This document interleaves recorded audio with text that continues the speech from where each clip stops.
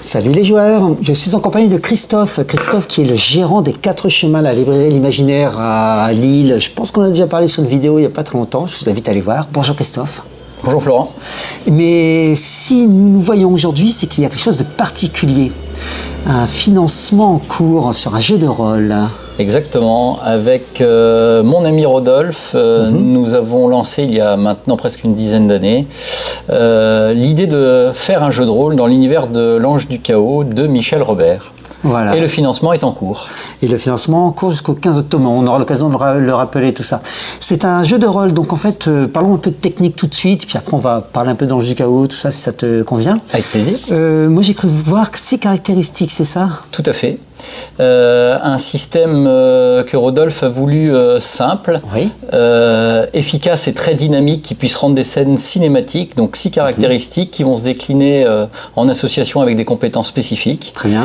Qui permettront de rendre toutes les actions fluides et si possible donner une place à l'épique lors des combats, des scènes d'action en particulier, mais aussi qui permettent une narration beaucoup plus fluide, tout au moins de notre point de vue. Il y a de la magie aussi. Hein. Oui, un système de magie typique qui est issu du monde, avec une magie de la nature, une magie particulière que les Smoke pratiquent, une magie basée sur les clous, et tout un système que vous découvrirez en fonction des différents protagonistes. Donc si je dois résumer, en fait, on a une mécanique qui est plutôt classique, qui va bien en fait, qui fonctionne bien, simple, voilà. Donc on n'a pas de nouvelles règles particulières à apprendre, mais adapté parfaitement à l'univers. Tout à fait. Parce que les caractéristiques collent assez bien si j'ai bien vu les choses. Donc là-dessus, au niveau des mécaniques, on devrait pouvoir s'y retrouver et ça devrait pouvoir coller.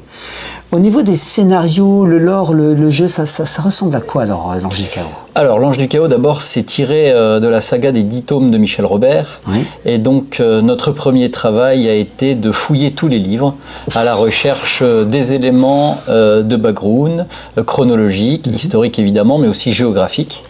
Et à partir de là, on aura un supplément dans la gamme qui sera lié exclusivement au monde. Très bien. Avec une carte d'une des villes principales, avec des cartographies qui seront annexées pour les scénarios. Oui.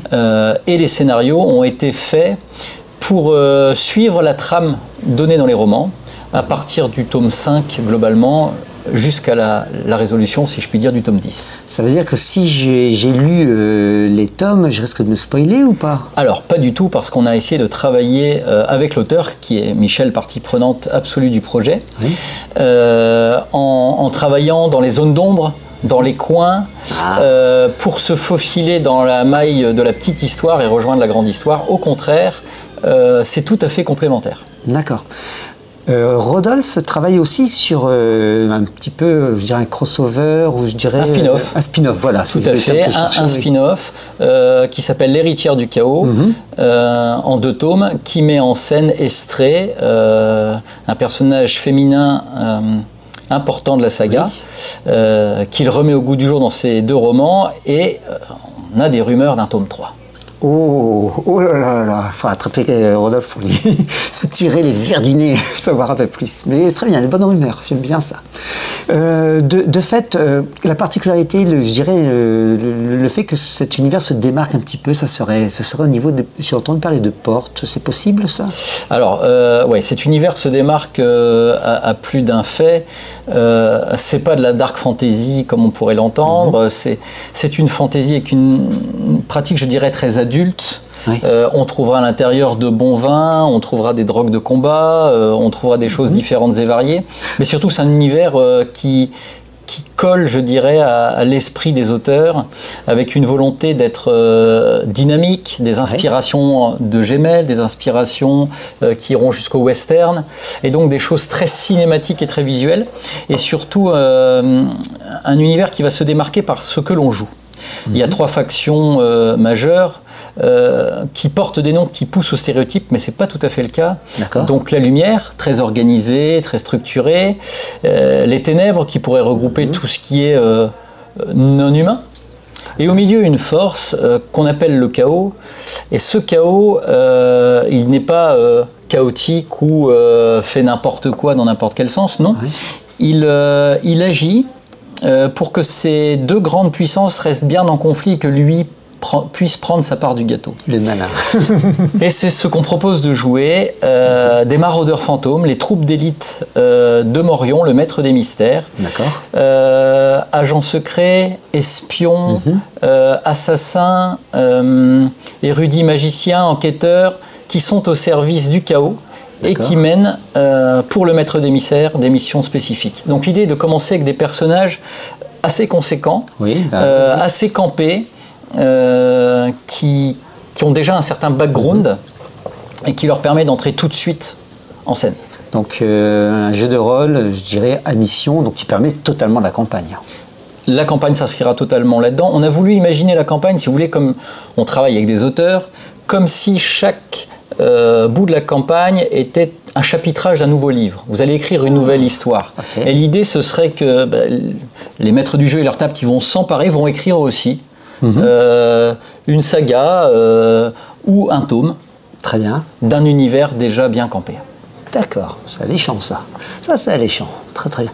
Il y a un financement participatif en cours, donc on va en parler un tout petit peu, mais je crois voir que tu as apporté une pré-maquette. Ouais, on a commencé à travailler sur les visuels. Vous verrez beaucoup plus de choses sur le crowdfunding qui a été orchestré par les 12 singes, à qui il faut tirer notre clin d'œil, parce que ils nous ont énormément soutenus. On a fait un véritable travail partenarial. Je salue Yannick qui nous chapeaute depuis les 12 singes. C'est véritablement un travail d'équipe qui s'est fait sous la houlette de l'écriture de Rodolphe, qui a mis un point particulier à soigner les détails, l'œil averti de Michel qui a amené ses corrections, et Yannick qui a apporté tout son savoir-faire dans le monde de l'édition du jeu de rôle. Et de mon côté, comme je le dis toujours, je suis le petit diable sur l'épaule de Rodolphe et de Michel. Et donc, j'ai travaillé particulièrement sur les scénarios. Beaucoup de brainstorming, beaucoup d'interviews ont été menées pour réussir à avoir un maximum d'éléments, garder une belle cohérence entre l'univers des livres et l'univers du jeu, et essayer d'avoir quelque chose qui soit tout à fait exploitable et fluide, à la fois pour les maîtres du jeu et pour les joueurs. Donc vraiment une maturation, un accouchement maintenant, devrais-je dire, c'est ça, de plusieurs années, non? Ah oui, Rodolphe me disait que ça fait quasiment 11 ans qu'on travaille dessus. Je ne sais même plus le nombre de versions sur lesquelles on a travaillé, les systèmes de jeu. On a essayé des systèmes au D20, on a essayé des systèmes avec des D12, avec des options maniées par différents dés. On a changé. Et puis après, on a fait le parcours du combattant de toute personne qui veut éditer un jeu de rôle. Et donc, ça a pris du temps. Ne serait-ce que déjà l'extraction de la matière première, qui a déjà pris un temps important. Voilà, exactement. C'est vrai que ce projet, qui nous tient donc maintenant particulièrement à cœur parce qu'il arrive à maturation, a été incubé un certain nombre d'années. J'imagine, si tu parles déjà de 11 ans, c'est... Donc j'imagine du playtest, ne plus savoir qu'en faire, plus savoir quoi. Alors des playtests avec différents systèmes. On a fait tester à l'auteur, qui est entre-temps devenu lui-même rôliste. Très bien. On essaye de préparer des tables aussi, là encore, avant le lancement du jeu papier avec d'autres joueurs pour nourrir encore la réflexion. Mais là, je pense qu'après ce qu'on a fait, on a quelque chose qui est quand même avancé. Et abouti même, je peux dire. D'accord. La gamme, parce que là on va parler de gamme, j'imagine. Donc alors il y aura oui, évidemment, vous verrez ça dans les différents éléments du crowdfunding. Évidemment, on voulait un livre d'univers. Bien sûr. Ça, c'était pour nous très important pour faire la passerelle avec les livres. Et puis après, un livre de règles qui permettrait de pouvoir jouer tout de suite et de ne pas avoir besoin de tous les suppléments qu'il pourrait y avoir. Évidemment, un livre de campagne qui va nourrir la première campagne, mais il y aura du scénario d'introduction, il y aura de l'écran. Il y a des petits supports qui ont été faits en plus, comme des cartes pour aider au fonctionnement de la magie. Oui, j'ai entendu parler d'une carte. Voilà, cartes, exactement, et puis différents petits mécanismes. Voilà, donc une gamme qui s'étoffe, et puis qui sait si véritablement le jeu a un engouement. Eh bien, il y a encore des idées. En travaillant avec 2 auteurs, figurez-vous que il y a toujours des idées sous le coude. Au niveau du brainstorming, et puis 11 ans, je pense qu'il doit y avoir du papier, hein, il doit y avoir du oui, stock. alors il y a beaucoup de choses. Il y a beaucoup de choses aussi qui n'ont pas été menées à leur terme parce que on trouvait des incohérences, on trouvait que c'était pas intéressant. Et puis après, il y a des choses qui sont aussi à l'inverse, des embryons qui sont extrêmement prometteurs, mais qui sont aujourd'hui pas totalement exploités. Mais ça reste encore en tout cas, dans la manette noire. C'est déjà un très très beau financement, puisque là on est à 30 000 euros. On a dépassé les 300%. Oui, on a dépassé les 30 000 euros sur un dernier palier qui de mémoire est à 35 000. Ouais. Donc on est plutôt en attente de cette fin. Bien sûr. Et je dirais pas qu'on est satisfait, parce qu'on n'est jamais satisfait à 100% de ce qu'on fait. Mais je dois avouer que cette fin de parcours, notamment ces derniers 6 mois, accompagnés par les 12 singes, ça a quand même été quelque chose de très agréable. On est sollicité, maintenant on nous dit est-ce que vous viendrez dans des salons, est-ce que vous ferez des rencontres, est-ce que vous ferez des dédicaces, est-ce que vous mènerez des tables, voilà. Bien sûr, oui, Et ça c'est quand même... on est avant tout des joueurs de jeux de rôle. Oui. Avec Rodolphe, on est DMJ, on co-masterise depuis presque 30 ans ensemble, c'est aussi un plaisir. Et après ce travail, on goûte au plaisir. Ouais. Et ça, je pense que ça n'a pas réellement de prix. Et alors, peut-être 2-3 salons en vue où on pourrait vous retrouver? Alors, on fera je peux donner 1 ou 2 scoops. On fera une journée d'inauguration, évidemment, à la librairie. Pour le lancement du jeu papier. Alors je précise, rue Pierre-Mauroy à Lille. 142 rue Pierre-Mauroy à Lille.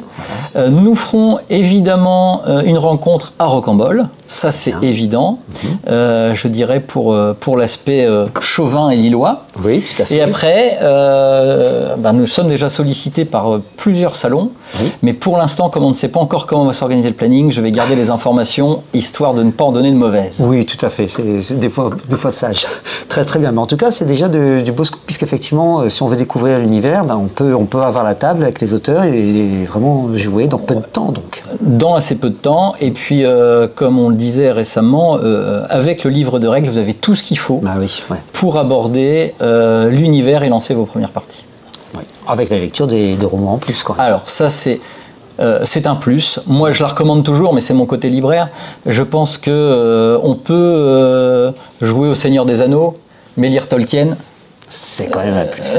Je vais vous dire, ce parallèle est là. Il y a des choses que vous découvrirez dans les romans de Rodolphe et de Michel qui vous apporteront une couleur, qui vont vous apporter une ambiance que parfois on essaie de retranscrire, mais que parfois... on n'a qu'un livre de règles pour aborder 12 romans. Ça laisse un peu de matière du côté de la littérature. Alors ma dernière question, si je suis joueur, je peux lire les romans sans danger, entre guillemets? Oui, sans danger. Comme je vous le disais tout à l'heure, on a vraiment essayé de faire un travail complémentaire, que l'un nourrisse l'autre et vice-versa. Très bien. Donc on se faufilera dans la petite histoire, on rejoindra la grande histoire et on va essayer de l'écrire ensemble. Bien, eh bien écoute, grand merci à toi. Rappel, le financement se termine le 15 octobre. Alors vous voyez cette vidéo, nous on a encore quelques jours, mais ça sera vraiment sur les derniers moments. Donc c'est sur Game of Tabletop. Exactement. Voilà. Et on vous invite à rejoindre ce financement des 12 singes pour l'Ange du Chaos. Merci beaucoup Christophe. Allez, salut les joueurs. Bonne journée à tous.